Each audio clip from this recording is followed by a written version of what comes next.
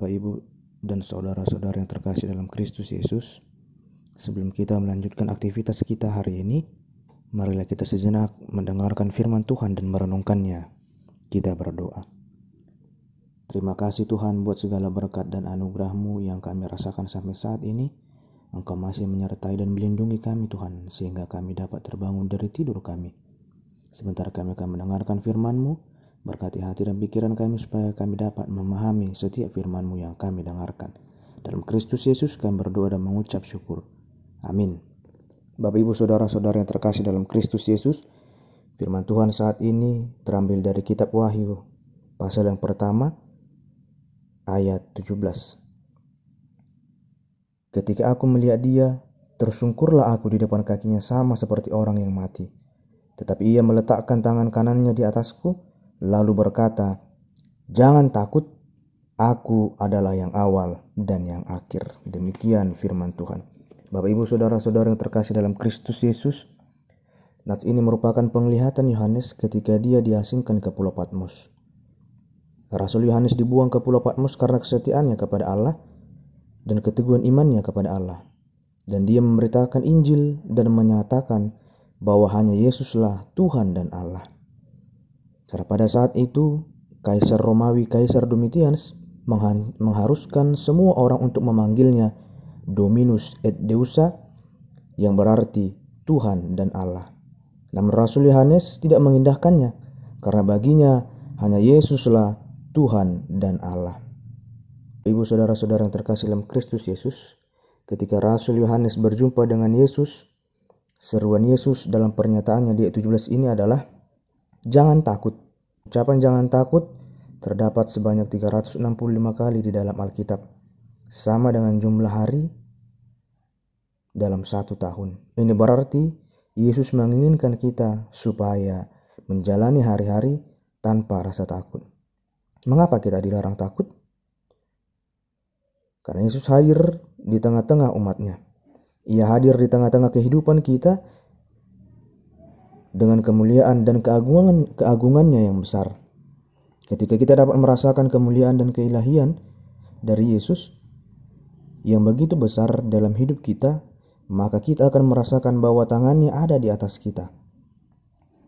Kemuliaannya adalah kesembuhan, kebenaran, dan kebahagiaan kita dalam hidup ini. Sungguh betapa mulianya Tuhan, sampai-sampai Yohanes tersungkur seperti orang mati ketika dia berjumpa dengan Yesus. Namun demikian, Yesus mau mendekatkan diri kepada kita dan memberikan kekuatan kepada kita untuk tetap teguh berpegang pada iman kepadanya, karena Yesuslah yang memegang kunci kehidupan. Bapak, Ibu, saudara-saudara yang terkasih dalam Kristus Yesus, di zaman yang sulit ini, iman kita sering diperhadapkan dengan pilihan, mengikuti kenikmatan duniawi atau tetap berpegang teguh kepada Tuhan. Kita sering takut untuk melakukan kebenaran firman Tuhan karena akan ada konsekuensinya. Konsekuensi dari lingkungan sekitar kita dan juga konsekuensi dari setiap apa yang kita lakukan. Mungkin kita akan dibenci, mungkin kita tidak memiliki hidup yang layak, dan masih banyak lagi konsekuensi yang akan kita hadapi sehingga membuat kita takut. Dan akhirnya kita mengikuti perilaku duniawi yang membawa kita kesengsaraan karena dosa. Tetaplah berpegang teguh kepada kuasa Yesus, sama seperti Rasul Yohanes yang tetap teguh imannya kepada Yesus meskipun dia harus disiksa, dia harus diasingkan, meskipun dia harus merasakan kesakitan di dalam hidupnya. Jangan takut, Allah yang kekal yang akan mengatasi setiap pergumulan kita. Amin, kita berdoa. Sungguh indah Tuhan berkat dan anugerah-Mu yang Kau berikan kepada kami. Kami dapat mendengarkan firman-Mu. Berkatilah hati dan pikiran kami Tuhan, berikan kebijaksanaan kekuatan kepada kami, supaya kami tetap teguh berpegang hanya kepada-Mu Tuhan, sehingga kami tidak takut lagi untuk menjalani hari-hari kami, untuk menjalankan dan melaksanakan perintah-Mu dalam kehidupan kami meskipun konsekuensi yang harus kami hadapi itu sangat besar. Bapa yang baik, kami berdoa Tuhan buat seluruh jemaat-Mu. Berkati mereka Tuhan dimanapun mereka berada dan apapun yang mereka kerjakan pada saat ini. Kiranya Tuhanlah yang memberkati setiap pekerjaan mereka. Berkati mereka Tuhan.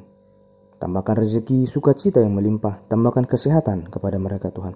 Begitu juga Tuhan dengan anak-anak yang Kau berikan, yang Kau titipkan kepada setiap jemaat-Mu Tuhan. Kiranya Engkau yang memberkati mereka sehingga mereka menjadi anak-anak yang baik, menjadi anak-anak kebanggaan di tengah-tengah keluarga. Apa yang mereka cita-citakan dapat mereka gapai Tuhan. Kami berdoa Tuhan buat setiap anak jemaat-Mu yang pada saat ini sedang mencari pekerjaan. Berikanlah mereka pekerjaan yang layak, yang sesuai dengan mereka Tuhan, sehingga mereka semakin bersuka cita dan semakin memuji Engkau Tuhan di dalam kehidupan mereka. Buat anak jemaat-Mu Tuhan pada saat ini sedang mencari pasangan hidup, kami yakin dan percaya Tuhan akan menunjukkan pasangan hidup yang baik, yang takut akan Engkau, sehingga mereka menjadi pasangan hidup, sehingga mereka dapat membangun keluarga yang menjadi contoh dan tiruan bagi orang-orang yang ada di sekitar mereka karena ketaatan mereka kepada Engkau. Bapa yang baik, kami berdoa Tuhan buat jemaat-Mu yang sakit. Kiranya Tuhan memberkati obat dan medis yang merawat mereka sehingga mereka bisa kembali sembuh Tuhan dan menjalankan aktivitas mereka, sehingga mereka dapat kembali bersuka cita Tuhan di dalam hidupnya.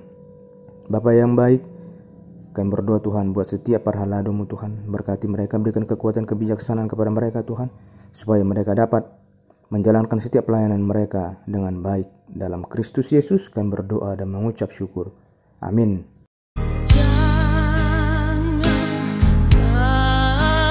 Jangan kamu